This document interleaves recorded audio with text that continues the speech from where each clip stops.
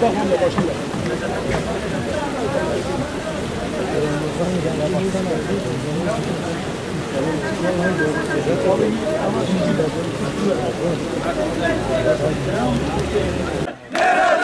Millet burada. Vekiller nerede? Millet burada. Vekiller nerede? Millet burada. Biz Van'da yaşanan deprem nedeniyle İşkur bünyesinde devlet birimlerinden çalıştık. 7286 işçi kardeşiz, yani mağduruz. Daha doğrusu bizi başka illerin iş kurucularıyla kıyaslıyorlar. Biz deprem yaşamış bir kitleyiz. Yani 3 senedir devletin elemanları olarak devlet bünyesinde, devletin birimlerinde elemanlık yaptık. Ondan dolayı 3 senedir önceki işimizi, gücümüzü, mesleğimizi unuttuk. Maalesef bu sene de ayın 13'ünde bizi çıkarttılar, ortaya attılar. Herhangi bir mağduriyetimizin giderilmesi için bir yetkili bize dönmüyor. Sayın Vali Bey'e gittik. Sayın Vali Bey bir şey yapamayacağını, herhangi bir hakkımızın olmadığını anlatıyor. Biz deprem yaşamış bir kitleyiz. Çok zor durumdayız. Sayın Vali Bey'e bu memlekette işimizin olmadığını söyledik. Hangi kapıyı çalacağımızı söyledik. Türkiye'nin 81 ili vardı diye söyledi. Batıya gurbete gidildi. Yani biz şu an 7286 tane şu an çaresiz kalmış, sokağa atılmış, ekmeği elinden alınmış bir kitleyiz.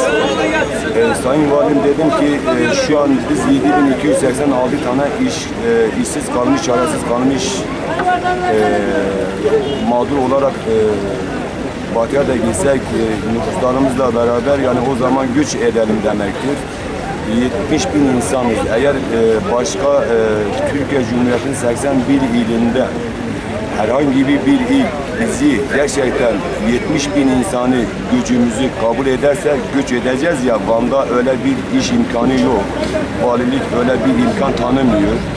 Oysa biz devletin elemanıydık 3 sene. Yani normalde bir insan küçük bir esnafta da 3 sene çalışmışsa 4. sene onundan tutulup çıkarılıp atılmaz sokağa.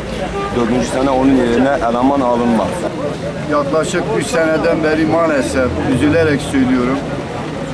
Her nedense doğudaki insanların farkı, batıdaki insanların farkı bir kez daha düzeltmek zorundayız. 3 seneden beri yaklaşık 75 bin insanı ilgilendiren bir sorundur bu sorun. 3 seneden beri yine çeşitli yetki mercilere başvurduk. Özellikle Sayın Başbakanımızdan, bakanlarımızdan, milletvekillerimize gitmemize rağmen 112 tane dilekçe şu ana kadar vermemize rağmen bu insanların ne kadar mağdur çektiğini, ne kadar ızdırap çektiğini söylediğimize rağmen ama maalesef her seferinde bizi oyaladılar. Her seferinde farklı şeyler söylediler. Her seferinde işte falan bakan geldi şöyle söyleyecek, falan milletvekili geldi şöyle söyleyecek. Bizi oyalaya ta ki bu tarihe kadar getirdiler. 3 seneden beri yaklaşık 7286 arkadaşımız aileleriyle birlikte 75 bin insanı takabül ediyor. Van ve Erdiş başta olmak üzere yaşadığımız bu iki büyük felaketin ardında ve hala o felaketin o krizini yaşıyoruz. Hala da o felaketi bitmiş değiliz. Hala da evlerimiz yıkılıyor. Hala da Van'da, Erdiş'te binlerce binalar, evler yıkılıyor. Sırada bekleyen binlerce apartmanlar, binalar vardır. Bu enkaz daha bitmemiştir. Dünya tarihinde deprem yaşamış bir il, bir ülke bugüne kadar Van gibi 350 bin insan güç etmiş bir yer bulanmamış bugüne kadar. Güç eden bu insanları çoğu dönmedi Van'a. Ama ona rağmen yine bu depremzede kardeşlerimiz, bu işçiler Van'ı terk etmediler. Gece sabahlara kadar nöbet tuttular. Sabahtan akşama kadar da depremzede kardeşlerimize, hemşerilerimize gıda yardımı, çadır vesaire bütün ihtiyaçları karşılamak amacıyla gayret gösterdiler. Devlet sürekli geldi, ricada bulunduk. Evet arkadaşlar, siz işinize devam edin. En kısa zamanda size bir çare bulacağız dediler.